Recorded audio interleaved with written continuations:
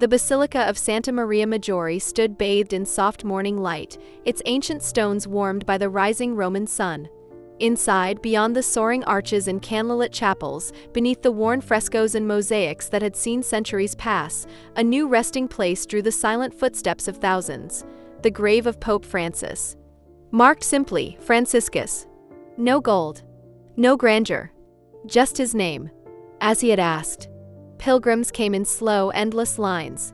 Some barefoot. Some holding small bouquets of white lilies. Some clutching rosaries worn smooth from decades of prayer. They approached the grave quietly, as if speaking too loudly might disturb something sacred that still lingered. Some bowed. Some crossed themselves. Some whispered final thank yous into the still air. But most simply stood. Silent. Letting their tears say what words could not. There were no grand speeches today. No anthems. No declarations. Only the shuffle of tired feet, the soft crackle of candle flames, the murmured prayers of broken hearts trying to say goodbye. Among them walked an old man who had once heard the Pope speak in a slum in Buenos Aires. A young mother who had seen him bless her disabled child from a wheelchair ramp in Manila. A priest who had wept alone when the Pope had written, "Who am I to judge?" They came not for spectacle, but for something older than tradition, to honor the man who had seen them when the world did not. Yet amid all this, the reverence, the sorrow, no one noticed the small figure lingering in the shadows of the great basilica.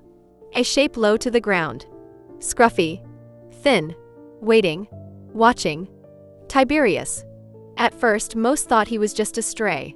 A small, rough-coated dog, his fur matted from rain and dust, his ribs faintly visible beneath his thinning sides. He moved slowly through the basilica's great nave, his paws making no sound against the ancient stone. Eyes heavy with something deeper than sadness. Eyes searching. Not for food. Not for shelter. But for someone he had lost, someone he still refused to believe was gone. Tiberius. He had been with Pope Francis in secret for years. In the quiet gardens of the Vatican, at the edges of grand meetings, in the private solitude of prayer. When others saw only robes and crowns, Tiberius had seen the man. The friend.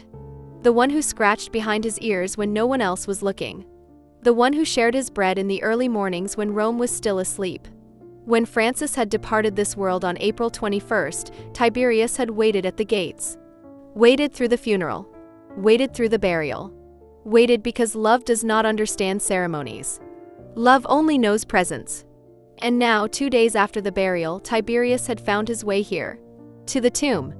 To the name etched so humbly in stone, Franciscus. He approached slowly. The pilgrims parted instinctively, their gazes drawn downward in surprise, then upward in dawning comprehension. Some gasped softly. Some pressed hands to mouths. Tiberius didn't see them. He saw only the grave. And without hesitation, he lay down beside it, curled his tired body against the cold stone, pressed his nose against the inscription, and closed his eyes. A silent vigil. A presence no priest could summon. No ceremony could choreograph. Just pure, stubborn, eternal love. At first, Tiberius simply lay there, his side rising and falling in slow, exhausted breaths. But then he stirred. Without a sound, he rose to his feet.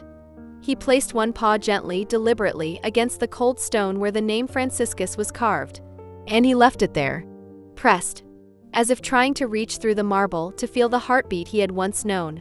To say, "I'm still here." Witnesses held their breath. Some clutched their rosaries tighter. Some let silent tears fall. Because somehow they understood, this was not random.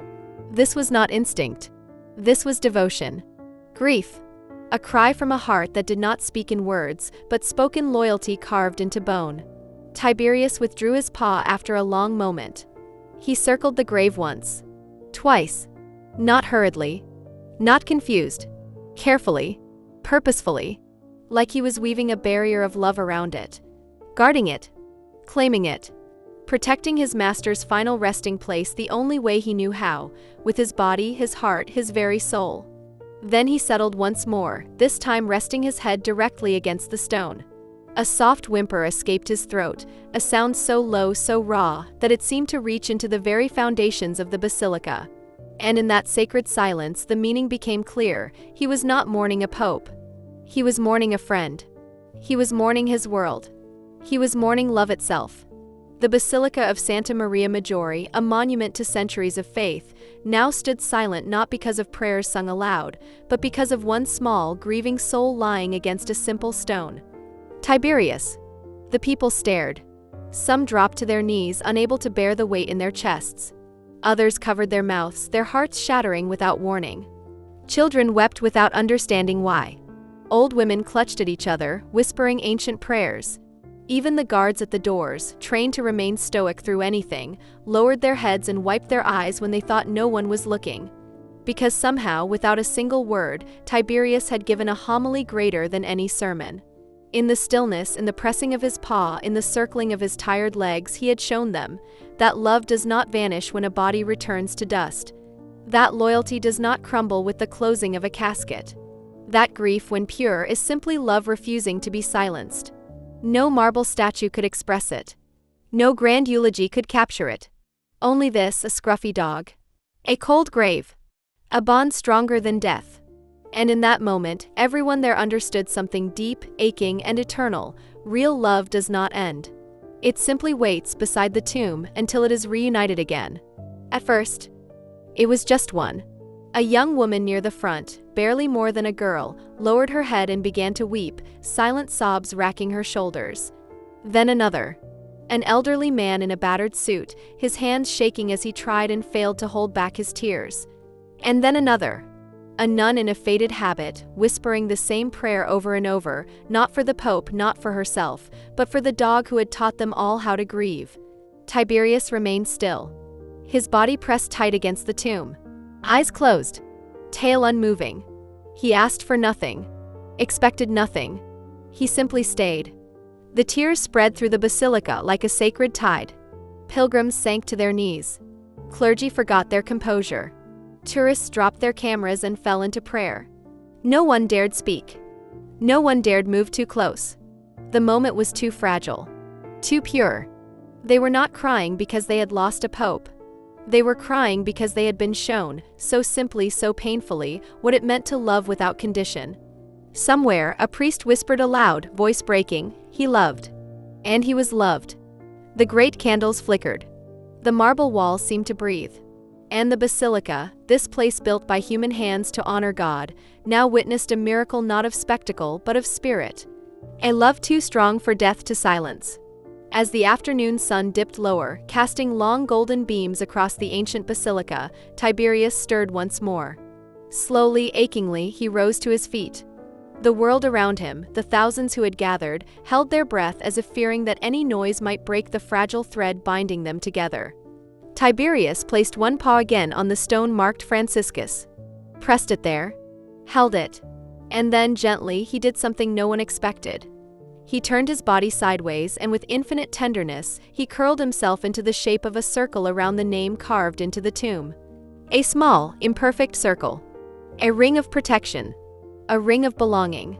And with a final, soft breath, he laid his head down against the stone and closed his eyes. This time they did not open again. A silence even deeper than before filled the basilica. Not mourning. Not despair. Reverence. Because those who witnessed it understood, he had not given up. He had completed his mission. He had stayed until the very end. Until he could follow his friend into eternity. The guards who had once debated removing him now knelt beside him. Pilgrims placed small, broken pieces of bread near the grave, not as offerings of pity, but as tributes of shared love. A child placed a single daisy by Tiberius's side. No one touched him. No one dared disturb the sacred peace that now cloaked him. And for years to come they would tell the story. Of the Pope who asked for nothing but love. And the dog who gave it back without words, without banners, without condition. Love does not vanish. It does not falter with death. It remains. Quiet. Loyal. Unseen by history books but written. Forever into the hearts it touches. Tiberius proved it. Not with miracles. Not with might. But by staying. And loving. Until the very last breath.